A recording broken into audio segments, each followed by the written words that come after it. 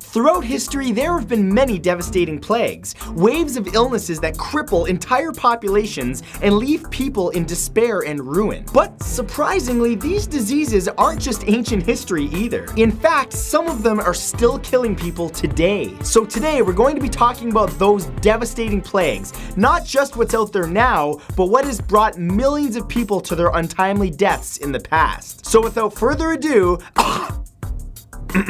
these are the 10 most devastating plagues in history. Number 1 is the Black Death. Occurring between 1347 and 1351, this deadly plague killed 75 million people around the world and removed nearly 2/3 of Europe's total population at the time. This outbreak was the worst of many similar outbreaks throughout the centuries, believed to have been caused by the bubonic plague, which was spread throughout Europe and Asia by rats and fleas. The Black Death symptoms include swelling of the lymph nodes, neck, legs, and groin of the infected person. And even grosser is that these swellings would often grow to the point where they would burst, spreading the disease even more. Victims also suffer chills, weakness, vomiting, fever, and violent spasms. And the people who also see these things happening also vomit.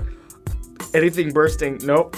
Moving on. Number 2 is the Antonine Plague. Often referred to as the Plague of Galen, this disease was piling up bodies between 165 and 180 CE. It was caused by a large-scale outbreak of either smallpox or measles, and had a 25% mortality rate among those infected. At the plague's most fatal point, it would claim up to 2,000 people a day and even killed 2 Roman emperors. The plague was brought to Rome by their military after battles in the East and crippled the Roman army. In the end, this disease killed 5 million people in total, 1/3 of the entire Roman population at the time. Smallpox and measles, not fun, but at least nothing's bursting.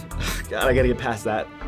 Number 3 is the Great Plague of London. This contained plague occurred in England between 1665 and 1666 and killed approximately 100,000 people, or 20% of London's population. This plague was believed to be another outbreak of the bubonic plague, which caused many citizens to simply flee the city. During the outbreak, the infected were quarantined in their homes with a large red cross painted on the front door. Way to make them feel like a freak show. All public events like theater and sports were banned just to slow down the spread of the disease, and 40,000 dogs and 200,000 cats were destroyed as they were thought to be carriers of the disease. You can flee the city as much as you want, but if there's 200,000 cats running around just coughing on people and coughing up hairballs and spreading the disease, at least one's gonna get out. So, how far are you actually gonna get? Number 4 is the Italian Plague. This strain of the bubonic plague occurred in 1629 and lasted until 1631, killing 280,000 people, mostly in Milan and Venice, and is often referred to as the Great Plague of Milan. The plague was brought to Italy during the 30 Years' War by diseased French and German troops who infected Venetian troops. The Venetians retreated and spread the plague throughout the rest of Italy. Historians believe the outbreak to be a critical contributing factor to the downfall of Venice as an economic and political power after losing 33% of its population by 1631. That's a tough one because you got soldiers coming back from war and you want to be like, yeah, but then they're all showing up like zombies being like, oh, love me. And then they still let him in, but maybe they should have just been like, you stay outside. We gonna take care of you. We gonna give you food over the wall. Be nice. Number 5 is the third cholera pandemic. Starting in India in 1852 and then spreading worldwide, then finally ending in 1860, the cholera pandemic was one of the most devastating diseases of the 19th century due to its spread in contaminated food and water and the contagiousness through bodily fluids produced by the symptoms. People be leaking. More than 1 million people died in Russia alone and 23,000 people in Great Britain, including 10,000 in London. This was the 3rd largest scale outbreak of cholera in the world, causing people to weaken and perish from symptoms like, brace yourself, severe diarrhea, severe hydration, severe nausea, and yeah, severe vomiting. I really hope none of you are eating dinner during this video. If you are, Sorry. Number 6 is the Plague of Justinian. This plague devastated Constantinople during 541 and 542 CE and was the first great bubonic plague outbreak ever. The disease caused necrosis of victims' flesh and left many dead after only 2 to 7 days of initial symptoms. In other words, you get a sniffly nose and you're like, I'm okay. It originated in China and spread through rats on trade ships from Egypt. At its peak, the plague's death toll claimed 5,000 people daily and eliminated 40% of Constantinople's population. The Plague of Justinian is regarded by historians as the very first recorded outbreak of bubonic plague and was named after Eastern Roman Emperor Justinian I. The disease would return in later generations until the 8th century, forever changing Europe's history. Man, some emperors got it rough. You had Caesar, who got a delicious salad named after him, and then you have Justinian, who got rotting flesh named after him. Luck of the draw, I guess. Number 7 is the tuberculosis pandemic. From earlier than 4000 BCE to the present day, tuberculosis, also known as TB, has been infecting and killing people, including prehistoric humans and ancient Egyptians, for a very long time. It's gone by names like White Death and the Great White Plague. Presently, tuberculosis infects 9 million people a year and kills 1 million of them, which comes down to nearly 3,000 deaths a day. TB is highly contagious as it affects the lungs primarily and causes violent coughing fits where the disease can transmit through tiny liquid droplets that float through the air. Vaccines have been developed to help fight the spread, but new strains have evolved and become drug resistant. I blame this on people constantly using hand sanitizers, man. You're supposed to get a little sick and build your system up. Now just these things are like, oh, Purell? That's okay. Evolve. You can't kill me now.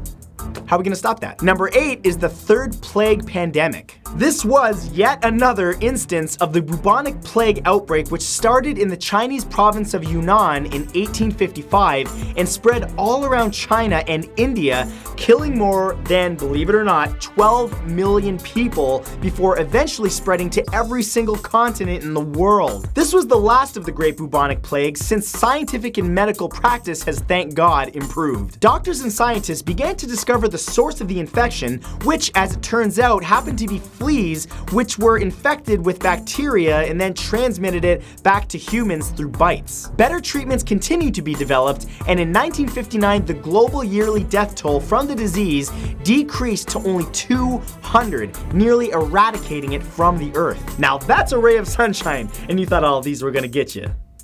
Well, they still might, but not this one. Number 9 is the 16th century Mexican COCOLIZTLI. Occurring between 1545 and 1548, and during the European colonization of Mexico, this outbreak of an internal hemorrhaging disease referred to as COCOLIZTLI destroyed 80% of the Mexican native population, killing nearly 15 million people. 4 out of every 5 people died within 3 to 4 days of the infection, with symptoms like bleeding from eyes, nose, and mouth, severe headache, severe abdominal pain, and black tongue. The spread and severity of the disease was intensified by an extreme drought and harsh living conditions of native slaves during the development of New Spain by the Europeans. This one is just full of nope.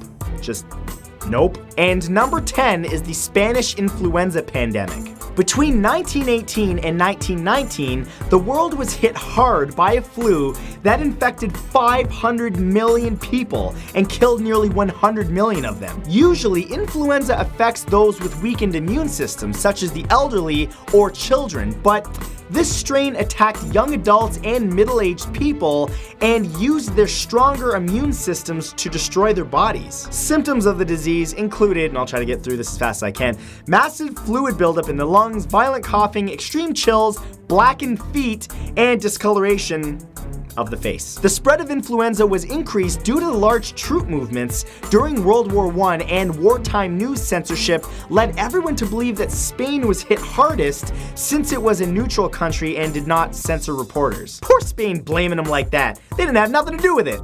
They're just all sitting there being like, gay. Thank you guys so much for watching. If you want to learn any more, be sure to check out my sources in the description. If you enjoyed this, click that like button and don't forget to subscribe to my channel so that you can catch my next video. If you want to check out my daily vlogs, there's a link you can click right up there. And if you want to check out my gaming videos, my gaming channel link is right there. And of course, all of these links, along with all of my socials, are in the description, and that's all for this time, guys.